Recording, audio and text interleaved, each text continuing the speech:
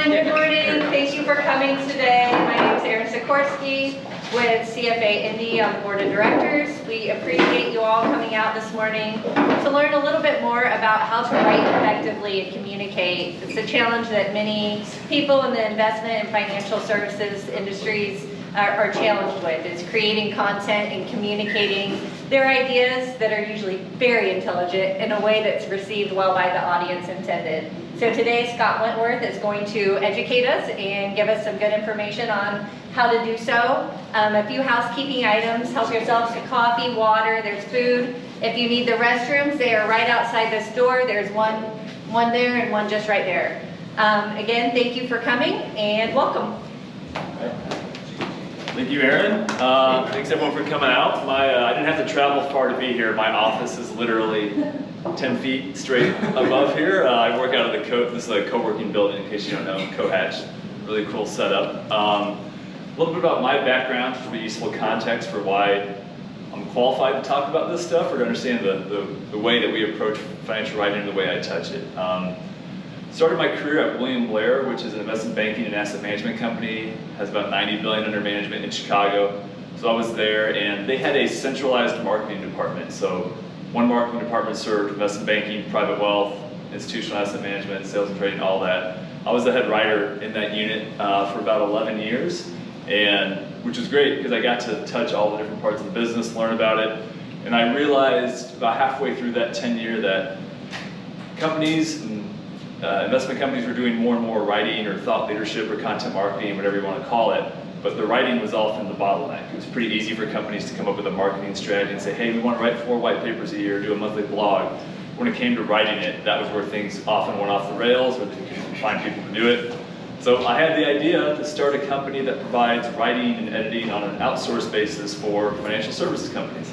So I did that. 2015, pulled the trigger, started on my own, was able to keep William Blair as a core client out the door, which I'm sure there's a lot of other fellow business owners, people started their own firms, and as you know, having that core client out of the gate is a big deal, helps a lot. So we got us started, we've been growing, have 9 employees now across the country. We work with all those same verticals I mentioned. Asset management's probably about 80% of our business.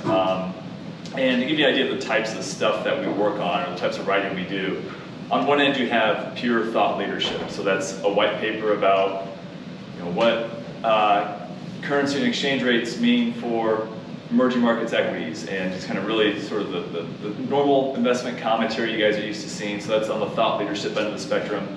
At the other end you have more product related content. So it's infographics, Q&As, website copy, brochures, those sorts of things. And kind of everything in between. And so we touch writing from a lot of different ways. So, and through this career, this job, a lot of what we do is we go in and just interview portfolio managers, wealth managers, bankers, executives, CFOs, whoever. And our job is basically to interview them and get their ideas and put it on paper. And a lot of times, our clients are creating a draft and sending it to us for us to edit. And when you're doing that, you get to see a lot of the sort of same mistakes coming up and up again from investment professionals, and so because of that, I had the idea, like, well, let's just have this presentation, talk about here's some of the most common mistakes we see, and how investment professionals who are smart people, very articulate, and can sit down and talk to you about in a very clear way when they're talking, but for some reason often when they get in front of a computer and they have to think about writing, something changes or something gets in the way, and these really articulate people end up saying things that are hard to follow, not very compelling, not very interesting. So that's why I thought to put together this presentation, how financial professionals can become investment grade writers. That's a term. Investment grade writing is what we say is writing that lives up to the standards of rigor and technical accuracy and compliance that it takes to write in this industry. All right, oh, and another kind of housekeeping item. We are going to send the slides, and I created an ebook based on the slides. So we will send those to everyone afterwards. So feel free to take notes, but don't feel like you have to catch everything, because we're going to send that out later this week. So you'll have all the slides, so you have everything you need. All right, so when I work with investment professionals, writing is important for everyone's your career. Like whether you're purely an analyst and purely a quant analyst, you still have ideas, you have to communicate those ideas, and writing typically is the primary way to get that across. But often investment professionals sort of resist or think that they can't become better writers, and I hear two main forms of kind of resistance. One is they say, I'm a numbers person, not a words person. And to that I say, well, you live in a world of, the world works in words and numbers. You don't get to pick, I'm just one of those, and ignore the other half of it. And similarly, I meet people who are creative types and writers, and they say, well, I'm not a numbers person. I was like, well, your mortgage company doesn't care that you can't add. You still have to pay your mortgage on time. And I'd say the exact same thing to investment quant people who say, I'm a numbers person, I'm not a words person. Like, you don't get to choose. Like, it might be nice to say, I don't have to do the thing I don't like doing, but that's not the way the world works. You have to communicate your ideas. For your career especially, and I'm sure you've all experienced this at your firms, that it's not necessarily the smartest people who rise to the top, but it's the smart people who are able to communicate in a convincing, compelling way. Those are the people who rise to the top, and I've seen this time and time again. It's not a brain power. Like everyone, you have to be smart enough, and everyone who gets to that firm is smart enough, but the people who really rise are the good communicators. So I would say even if you view yourself as a numbers person, you better be a words person. Secondly, another thing I hear is that writing is an innate skill, and you're either good at it or you're not. Sort of like music or drawing or dancing. It's like and while that is true to an extent, there is a level of talent.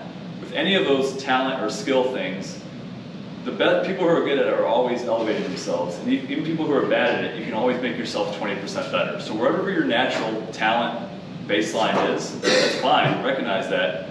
Wherever that is, you can always make it 20% better, no matter if you're way up here or way down here. So don't let either one of these excuses stop you from thinking that you can become a great writer or a better writer. All right, as investors, you guys are very familiar with the concept of ROI. So that's obviously your capital gains and your dividends divided by your investment. That's sort of the number one metric, or how your entire universe is oriented around enhancing that. So how do we enhance the ROI? For writing, we want to think about how do we enhance our return on writing. And what we mean by that is the ROW is basically the quality of your writing and the impact it has, meaning how effective is it at getting people to change their minds or take the action that you want, divided by the time and the energy you put into it.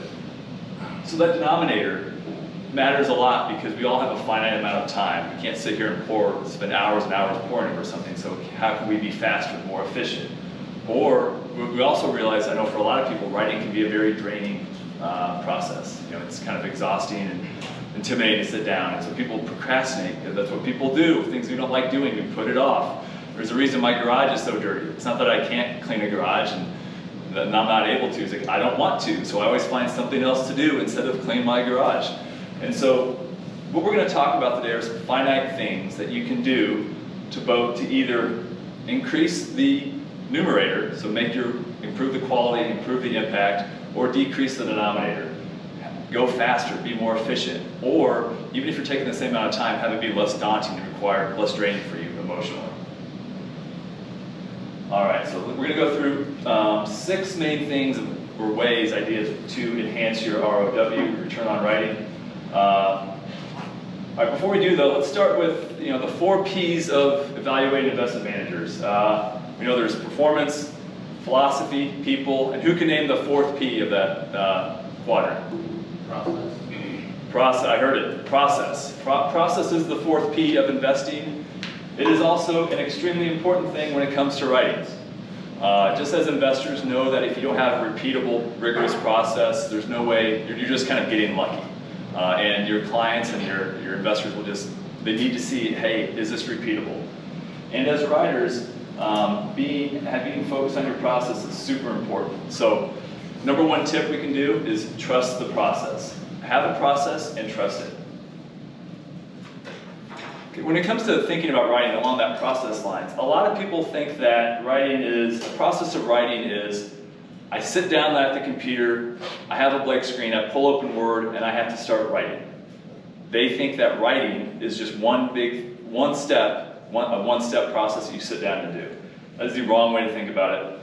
The right way, we'd argue, is that it's actually 5 discrete steps, and you want to think about them individually and do them individually, Because writing, as we know, is hard enough. And the reason writing, I think, feels so daunting to people is that they do sit down and they operate like the thing on the left, where they sit down, okay, I'm gonna have to do all these things at once, and it overloads their brain. And they're trying to organize, they're trying to be creative, they're trying to be accurate. By doing all those things at once, it's overloading for the brain, even the smartest people in the world. And so by dividing it into these 5 distinct steps, it allows your brain to focus on one thing at a time, allows you to compartmentalize, makes it less stressful. So we're going to dive into each of these 5 steps of the process. All right, first of all, brainstorming.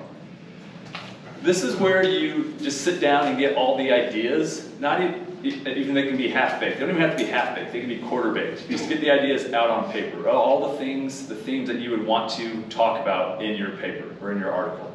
They could be sort of like the main mega themes, the high-level things. They could be even things as granular as a specific anecdote or example or data point you want to include. Anything that's been swirling around your brain about what you want to put in the paper, get it on a piece of paper. And I recommend doing this on a literal scratch piece of paper.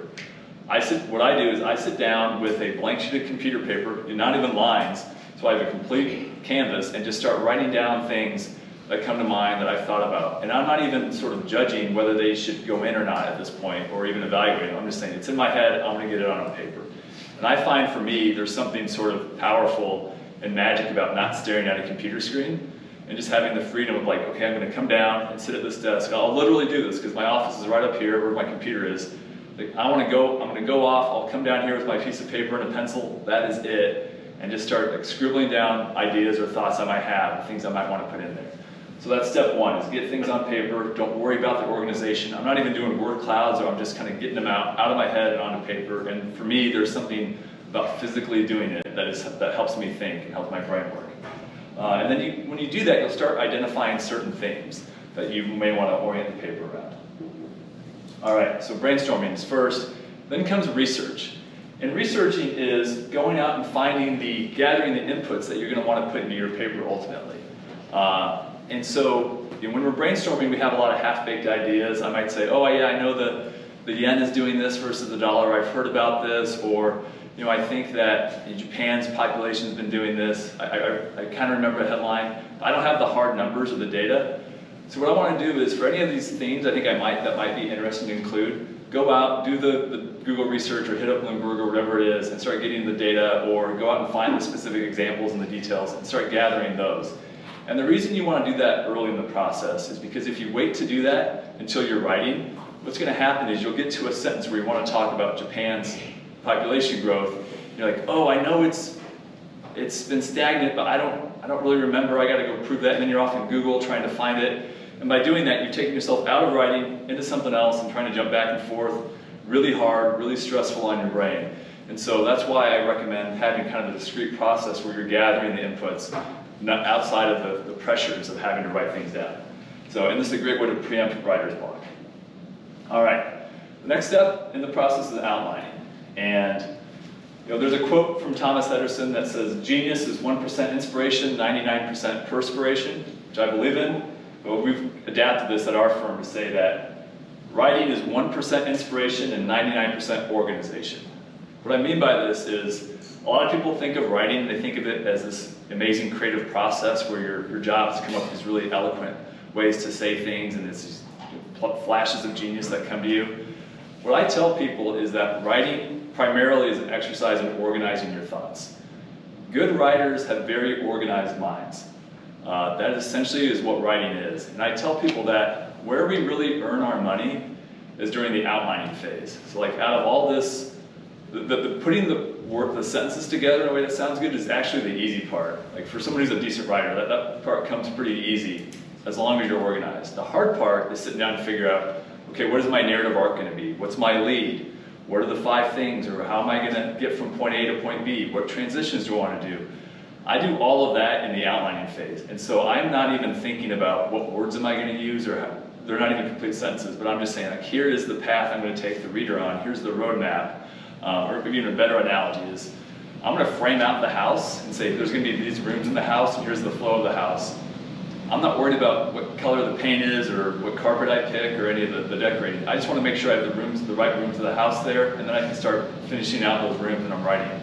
But getting back to the house analogy, if you were trying to sort of pick out the paint and then frame the house at the same time, it'd be a disaster. You just can't do it. So think of your writing as the same way. So, and I tell people for sure, like this outlining phase, this is where we earn our money, because good writers are essentially good outliners. There's no way about it. And that's where those are, I think, where my brain is sort of working the hardest, is during the outlining phase, because I'm making the hard decisions of, okay, does this thing belong in here or not, or how do I relate point A to point B, or what do I have to do here to set up the writer so I can, hit the punchline later on, and all those thoughts that happens in the outlining phases. And outlining is also where you decide what goes out of the paper, not just what goes in, but more importantly, what is left out. Because that is one of the biggest mistakes I see from investment professionals, and a lot of people in general, is that when they go to write, they just want to put everything they have into it. We'll talk more about this later, but as journalists, we call that note dumping. Like, oh, I have all this great research, and I fell in love with my research, and I don't want to see it go by the wayside, so I have to put it in there. And really, good writing is figuring out what not to say, or you've heard this from musicians, like what notes not to play. The same thing with writing, and outlining helps you do that. Okay, take a little side. I'm going to stand outside. Anyone know who this is? All right. Who can tell me what character and what movie it's from? That's Chunk from Goonies. That is correct. That doesn't answer the question of why is an investment writing presentation talking about Chunk from Goonies. Well, when it comes down to writing is now our fourth step in the process. When we get here, we want to get chunky with our time. And so what I mean by that is, writing is something that requires a lot of concentration, so you need to minimize distractions. So when I say chunky, what I do is, I need to find 2-hour blocks of time so I can sit down and focus on this paper. Because writing isn't something that you can do where I'm going to work on it for 15 minutes between meetings and then come back to it, do my meeting, and come back and write for 20 more minutes, do another meeting, come back and write for 30 minutes. You're going to spend so much mental energy coming in and out of it, like there's no way you're going to make any progress. It'll be so inefficient. So what you need to do is set aside large blocks of time, preferably 2 hours at a time. That's kind of a good, studies have shown that your brain can work that hard for about 2 or 3 hours at a time, and then it really fades out. What I do is, my job, I eliminate distractions. So I will get away from my computer, or I'll turn off my email, turn off my phone, just make sure I have 2 hours where I can just focus on this and go as hard and fast as I can in those 2 hours. And it's also, once you get there, we talk about writer's block, and that's a real thing, but you have to be willing to, once you get to this point, trust your research, trust your outline, and just pull the trigger. That's advice I got when I was a kid. When I was a kid, I wanted to be a sports writer, and I went to this sports writing camp at the local university. I grew up in Central Illinois, Decatur, Illinois, and the local sports writer came and talked, and this guy covers the Illini, and cover a basketball game that ends at 9:30. And then you have to do the interviews with the players after the game, and then you have to file your story back then over the phone so they can hit the paper in time for their print deadline. So these sports writers are under extreme time deadlines, and they're writing a lot of stuff under short deadlines. And I remember, the one thing I remember from this camp was that once you get there, you just have to pull the trigger. You have to be willing, like, okay, trust myself, don't worry about getting it perfect, I just have to go. Because if you get in this paralysis of thinking, how could this be better, you're going to be stuck. And so you've done the work, you trust the 3 steps above this, pull the trigger and go. But again, if you're eliminating distractions and give yourself large blocks of time, that's going to be way easier to do. Yeah, again, find those 2-hour blocks of time. And then finally, the last phase of the process is editing. And for some people, this is the least fun because it's not enjoyable, or people view it as a not enjoyable process to get feedback or have to realize like what I did wasn't perfect, or I put all this work into it, now they're asking me to put more work into it. That's kind of crushing and draining. We'll talk about some of the things that go into editing and how to make that better. But first of all, if you have to edit it's better to have someone else edit your thing, because when you've written it yourself, you're so close to it, it's hard for you to understand. Everything makes sense in your own mind, but that doesn't, all that matters though is what's in the reader's mind, what's on the paper. So if you can, find a friend to edit your stuff is the best way to do it. But there's going to be times where you don't have the luxury of time, like you have to get something out the door, get that email sent. So what I do is I always make sure I give myself a mental break. If I have to edit my own thing, I'm not gonna write this email and then edit it immediately afterwards, because you're so close to it and your brain is kind of in writing mode that it's hard to kind of emotionally detach yourself from what you wrote. Like you feel like you own it and you want to protect it. So what I do is, at a minimum, I go and take a walk around the block just to get my eyes off the screen, get out of the office, visually get my eyes looking at something else, let my brain relax, and then come back and look at it. Like, that's kind of the worst case scenario if I have 10 minutes before I have to send it. Again, give yourself that mental break if you have to edit your own thing. Also, find a friend, like I said, because they're going to have a better perspective. You're not writing for yourself. And that's sort of part of the problem, I think, especially with investment professionals, is they treat writing as sort of a self-indulgent exercise. Meaning, like, I think they write to prove to themselves how smart they are, which is a big problem because no one cares how smart you are. The only reason you write is to get them to do something or think something differently. So you're not writing to yourself. And even if you were, you already know the things, and so you can really, all the holes in your logic would make sense to you. So have that second set of eyes, it'll help a lot.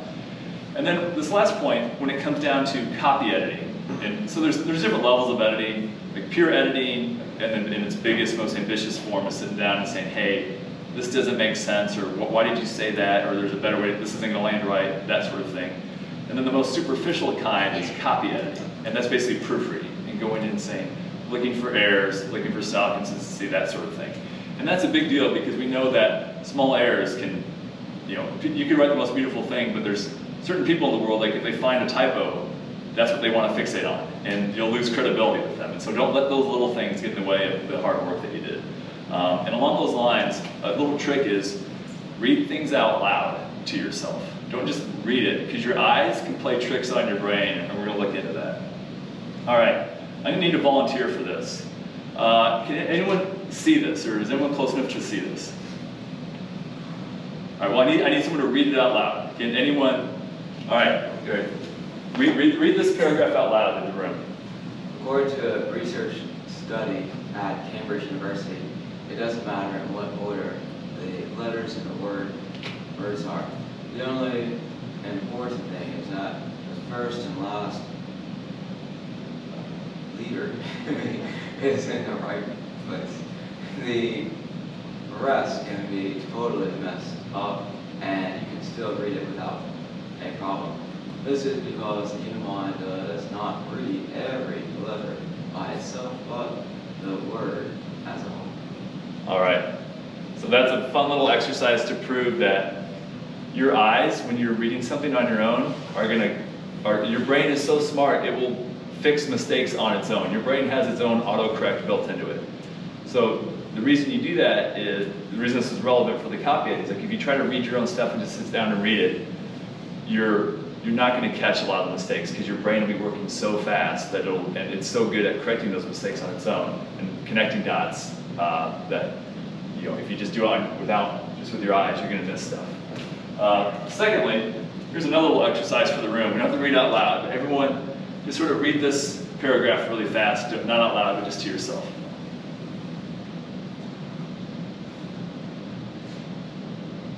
All right, here we go. The word "the" is repeated twice in this, and I think it's kind of rigged because the line break makes it even easier for you to miss that. But again, this is something, if I were to read this out loud, I would say, after reading the sentence, you are now aware that so you can hear out by having your ears going to catch things that your eyes won't. Your eyes are going super fast when you're reading. So again, don't rely on yourself with editing yourself. Find someone else, but even if you have to edit your own stuff, find a way to not just let your eyes do the editing for you. All right, so that concludes our sort of trip down the process, or the writing process. Again, don't be like the person on the left who thinks writing means, okay, I've been told to write this article, I'm going to sit down on my computer and write it. That's going to overtax your brain, it's going to lead to writer's block, it's going to be a not fun experience. Instead, break it up into these 5 steps. These are the 5 steps I advocate for. There's nothing magic about them, and even the order can be messed around a little bit. And even if you want to condense this down to 3 steps, but whatever it is, you need to have your own process and figure out what that is, and trust it, and work with it, and refine it. And don't put yourself under the anguish and pressure of just sitting down and trying to do all these things all at once, because whether you recognize it or not, You have to do all 5 of these things when you're writing. There's no way about it. Just don't do them all at the same time. All right. Our second tip about how to enhance your return on writing is telling your alpha story. And this is a little more specific to, and the analogy I'm going to use is very specific to the asset management industry, but it really applies whatever your role is. First of all, here, picture of Wizard of Oz. Some of you may know this, I'm guessing, because it's kind of fun economic trivia, but The Wizard of Oz was written in 1900 by Frank Baum, and it was not written as a children's fairy tale, but rather the point of it was an economic allegory. The country was coming through a time of increasing populism. Farmers in particular were indebted, and there was a big push from the rural community to sort of inflate away farmers' debt. And it was a huge sort of economic debate of the time, policy debate, social debate. And Frank Baum said, like, we can talk about these abstract ideas all day.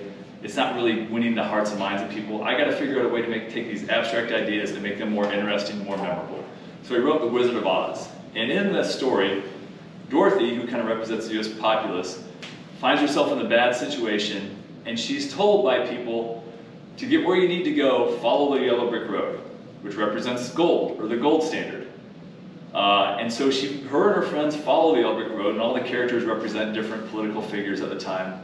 They follow the yellow brick road, and it does not get them where they need to go. Instead, she never gets home. How does Dorothy get home ultimately in the movie? Does anyone remember? She clicks her heels. Clicks her heels wearing her? Ruby red shoes. Her ruby slippers. That's how she gets home. Well, that was for the movie. In the book, it's her silver slippers that she clicks to get home. And the whole argument that Baum was making is that, hey, to increase inflation, reduce the debt burden, inflate away the debt of the farmers, we need to add silver to the gold standard, increase the money supply. So we need to use silver. Not gold alone won't get us there, we need gold and silver, is what he was saying. But black and white movies at the time, they realized that silver slippers wouldn't work very well on the screen. We got to change them to a different color, hence they're ruby slippers in the movie, they're silver slippers in the book. So I find it just kind of interesting, kind of a fun story about this movie we all know. The reason I bring it up is that in finance, we're talking about a lot of abstract ideas. And the human brain is hard at capturing abstract ideas. Yeah, question? Just curious, what do the flying monkeys represent? It's a good question. The flying monkeys. I'm Did sure. they represent something? I'm sure they did. Like the Wicked Witch of the West was some politician from Ohio, which was the West at the time, and so the directions in the movie or in the book are very intentional to represent like where this politician was from. So the monkeys, I don't know specifically. I don't even know if they were in the book. They might have been added just for the movie. I'm not sure. Looking at that. I don't know. Yeah. Terrifying as a kid. Anyway, so the point is that when you're writing about finance or investments, you're taking abstract ideas that can be hard for people to understand, hard for them to remember. So find ways, use allegories or analogies or anecdotes, case studies, ways to bring those to life, make them more memorable. So try to find ways to infuse storytelling, stories, into the argument you're trying to make. And with active managers, for example, obviously the rise of passive management, the universe is very skeptical that active managers can actually generate alpha in a consistent way. And we have a lot of clients that are active managers, and they always want to talk about those 4 Ps. Like we have a great process, we have a great philosophy, we have great people. It's like, okay, all of those, by the way, everyone's saying the exact same thing. But even if that were true, I'm not going to be able to remember that when I go back to my board or the investment committee. Like, find stories that give me one story about why you have great people. You talk about this culture, it's like, don't just say you have culture, that's an abstract term. Give me a tangible example of what your culture is like and or what that doesn't look like. So again, the more that you can use storytelling, find ways to make these things memorable, more interesting, that's going to make it's not about sort of the substance of your argument, it's how you make the argument compelling and interesting. Okay, this next tip is probably my favorite one, and probably the one I see the most, and that's don't bury the lead. Like I mentioned, a lot of times, sometimes clients have us write things from scratch, other times they have a draft and send it to us and want to make it better. When we're reviewing something that's written by, and generally the more analytical the person, the more prone they are to this problem is, they'll send us this 5-page paper, and you read it, and then you realize somewhere on the middle of page 3 is the main point they want to make. Buried in the middle of a paragraph is the punchline of the argument they're trying to make. And that is the opposite of how you want to write. You don't want to make your writer work to try to, or your reader work to try to figure out what is the main point you're trying to make. Instead, you want to make it very clear. You want to hit them over the head with it, like, here's the punchline, here's why we're saying this, and then and then you validate that point. So again, I can't tell you how many times I've looked at a paper and the lead is buried somewhere in the middle of page 3, like in the middle of a paragraph even. It's like, oh, so that's what they want me to think about this. And it's again, that kind of shows how myopic writers can be, or is kind of self-indulgent, because like, here's what I want to say, and they're not thinking about where the reader's coming from. They're just sort of, I want to make all my points. And the best analogy of like how to not bury the lead that I've ever heard is, think about a lawyer or a legal brief. If you were to read like a Supreme Court brief or just a regular legal brief, the way they're written, a lawyer is trained to write fact, fact, fact, fact, fact, and then the conclusion at the end. Because of here's the fact pattern, here's the circumstances, here's what happened, here's the legal precedents, here's the other cases. Because of all that, here's our conclusion, here's where we land on this. That's fine for legal briefs, and I get why lawyers do that, but it's a really, really bad way to convince people of things. Instead of writing like a lawyer, we want you guys to write like a journalist. A journalist inverts that. A journalist, if you read an AP news article or an article in the Wall Street Journal, New York Times, it is conclusion, fact, fact, fact, fact, fact. Newspapers understand that they do not have much time to get people's attention. They understand that people are going to like just read the beginning, and only if they're interested will they keep reading it. And whereas an attorney has to read the brief, they're kind of a captive audience, everyone you're writing for is not a captive audience. You have to get their attention, get home the thing that you want them to take away from at the very beginning, at the outset, and then use the rest of it to validate, here's why what I said at the beginning is in fact correct. So again, write like a journalist, not an attorney. So conclusion, fact, fact, fact. And if you look at journalism school, they teach us about the inverted pyramid, which is basically you start with the biggest idea, then you get more narrow as you go. That's another way to say this. So if you pick up a newspaper article and read the first paragraph, the headline, the first paragraph, you know exactly what that article is about, what it's meant to do. And in fact, the hardest part, like as a writer, if I'm writing a 1,000-word article, I'll probably spend 60% of my time on the first 2 paragraphs. Because it has to be so artfully crafted, it has to be compelling, it has to explain, like, here's why someone should care, here's why this matters to you, here's the point. And I know, like, if you don't get that right, you're dead in the water. Like, it doesn't matter how good the rest of it is. If the beginning isn't good, it doesn't matter. All right. 4th tip is overcoming the curse of knowledge. The curse of knowledge is the phenomenon of the fact that me as the writer, I'm the expert, I know all about this. It is really hard or almost impossible for me to unlearn the things that I know. And because of that, when I write, my brain is sort of making assumptions and thinking things are intuitive that in fact are not intuitive, or thinking that there are things that are common knowledge that are not anywhere close to common knowledge. And Steven Pinker, who's a professor at Harvard, he says, the curse of knowledge is the chief contributor to opaque writing. This manifests itself in a lot of ways. You'll see things where, a lot of jargon, or acronyms, especially in the investment world, or there's sort of leaps in logic, or like line of reasoning, that the dots aren't connected. Because in the writer's mind, like, well, I know why I'm saying this. I know why A plus A to B to C should get you to D. But there's a lot of gaps in there that the person who's not the expert doesn't know. So again, what you want to do is, as a writer, be very empathetic to the reader. Think about, what do they know? What do they not know? Where are they at? How do I disavow myself? And not try to think of myself as the expert, but think about where are they? Be empathetic right from that perspective. And along those lines, the 5th tip is to, as a writer, what you want to do is attack the misconceptions in the audience's mind. This is particularly important when it comes to thought leadership. So thought leadership is a term that gets thrown around in the marketing world. I'm sure you guys are familiar with it, but basically we're talking about white papers, market commentaries, articles that are written not to promote a firm. It's not saying, hey, our process is great and our fund is great because of X, Y, and Z. It's more, we're going to talk about an idea, something in the markets, some tax law, some planning concept. We're not selling you on anything. So when it comes to thought leadership, if you're not advancing the conversation or telling people things they don't know, it's not thought leadership. There's no point to it. And a great way to really enhance your thought leadership is to zero in on, okay, what are the misconceptions out there? How can I advance the conversation? How can I think about things that people may get wrong about this topic, or things that they maybe have half the information and they need the other half of it? And that's a great way to orient your writing, because you don't want to cover everything. And the point of thought leadership isn't to show I know everything about this.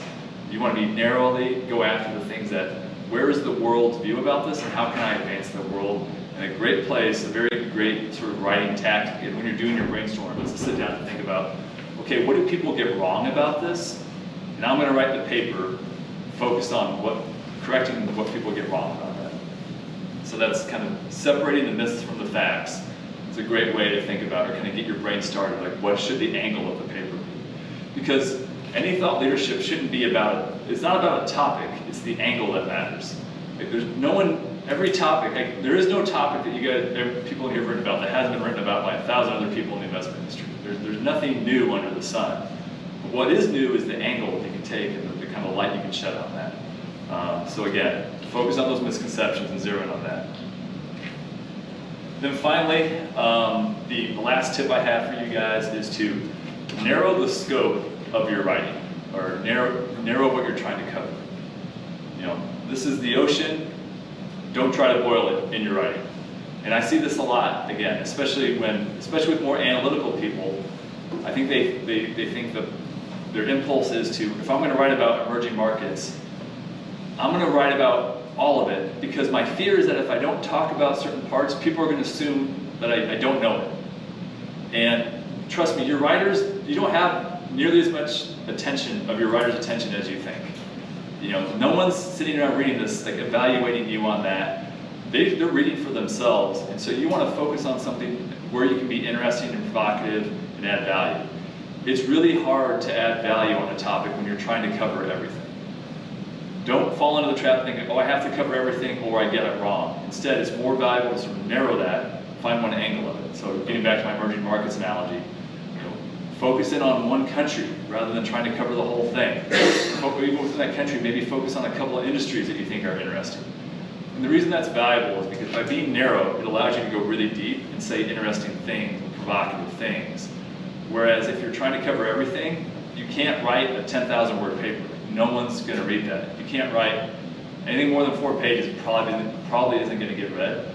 And so it's like, okay, how can I, if the point is that if you want to show how smart you are, you're not going to show you're smart by kind of like surface level breadth. You're going to show that you're smart by going really deep in a narrow thing. And that's going to make someone think, oh, well, if they have these ideas about this narrow part, I'm interested in what they would say about some other narrow part. I want to see about that. So go narrow, don't try to boil the ocean, gives you more room. And also even tactically, from a more like distribution standpoint, readers would rather read a series of short articles that go like, okay, this week we're going to talk about Japan, the next month's article we're going to talk about India, next month we're talking about Brazil, rather than saying, we're going to write one huge paper that talks about all of them together, here's 20 pages, go get them. Like it's going to be taxing for you to create on your own, it's going to be taxing for the reader, people don't want that. And so again, be narrow, go deep, don't boil the ocean. All right, so we got through our 6 steps. Again, trust the process, tell your alpha story, don't bury the lead. Again, it's a big one. Think like a journalist, write like a journalist, not an attorney.